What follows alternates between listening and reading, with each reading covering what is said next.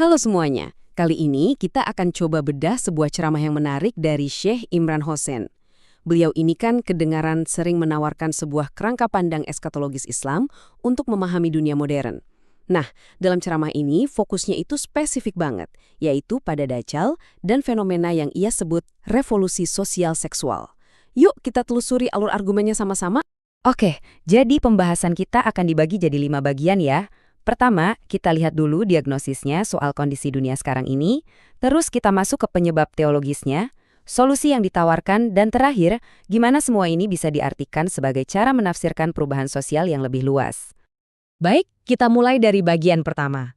Ini adalah fondasi dari seluruh argumennya, yaitu diagnosis sang penceramah tentang masalah fundamental yang ia lihat di peradaban modern kita. Nah, penceramah ini membuka paparannya dengan sebuah klaim yang cukup kuat. Peradaban modern kita punya masalah mendasar. Untuk menggambarkan sifat masalah yang korosif ini, ia menggunakan satu istilah kunci yang sangat penting, yaitu fasad. Jadi, fasad ini adalah konsep intinya, penting banget untuk kita pahami. Menurut penjelasannya, fasad itu bukan sekedar kerusakan biasa loh, ini adalah sebuah proses aktif yang sengaja membongkar dan menghancurkan tatanan alamiah yang seharusnya. Nah, lensa inilah yang akan ia gunakan untuk menganalisis semua isu berikutnya. Contoh konkret pertama yang ia berikan soal fasad ini ada di sistem moneter. Menurutnya, penggantian mata uang yang berbasis emas dan perak dengan sistem uang kertas yang sama sekali nggak punya nilai intrinsik itu adalah sebuah tindakan fasad yang fundamental. Ia bahkan menyebut sistem ini sebagai sesuatu yang palsu dan penipuan, dan juga jadi alat untuk menindas.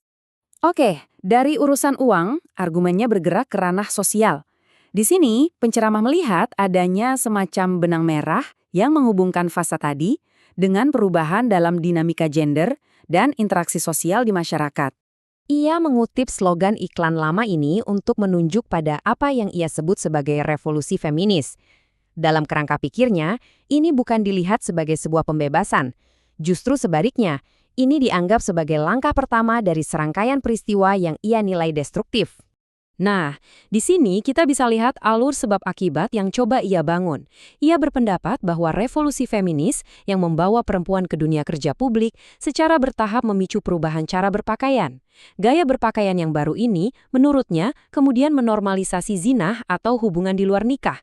Dan ketika itu sudah dianggap biasa, tahap selanjutnya menurut logikanya adalah meningkatnya praktik homoseksualitas. Sampai di sini kita sudah membahas masalahnya versi sang penceramah. Sekarang kita masuk ke jantung argumennya. Apa sih penyebab teologis yang ia yakini ada di balik semua perubahan sosial ini? Menurut penceramah, semua ini bukan rentetan kejadian acak. Ia mengidentifikasi ada satu arsitek di balik fasad modern ini, yaitu Dajjal, sosok Mesias palsu dalam tradisi Islam. Dengan kata lain, seluruh transformasi yang kita lihat tadi dianggap sebagai bagian dari sebuah rencana besar. Ini metafora yang penting banget dalam penjelasannya. Ia menafsirkan deskripsi Dajjal yang buta sebelah mata itu sebagai simbol dari dua cara untuk mengetahui, atau dua epistemologi. Mata kiri yang bisa melihat itu simbol pengetahuan eksternal ya, tentang dunia material yang bisa kita lihat dan ukur. Sebaliknya, mata kanan yang buta itu simbol ketidakmampuan untuk melihat realitas batin atau spiritual. Dan disinilah poin krusialnya. Dalam pandangannya, revolusi seksual itu bukan tujuan akhir. Tujuan sebenarnya adalah serangan yang sangat strategis terhadap kemampuan manusia untuk merasakan dimensi spiritual. Caranya, dengan membuat hasrat seksual itu terus-menerus distimulusi, Dajjal bertujuan memadamkan nur atau cahaya batin di dalam hati kita. Hasilnya, manusia jadi buta secara spiritual dan cuma bisa melihat dunia material saja. Setelah memaparkan masalah dan penyebabnya, ceramah ini tentu beralih ke bagian solusi.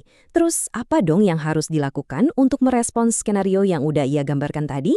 Solusi utama yang ia usulkan itu bukan konfrontasi, tapi penarikan diri. Secara fisik, ia menganjurkan untuk meninggalkan masyarakat modern yang ia anggap sebagai peradaban Dajjal dan mulai membangun komunitas-komunitas alternatif yang terpisah jauh.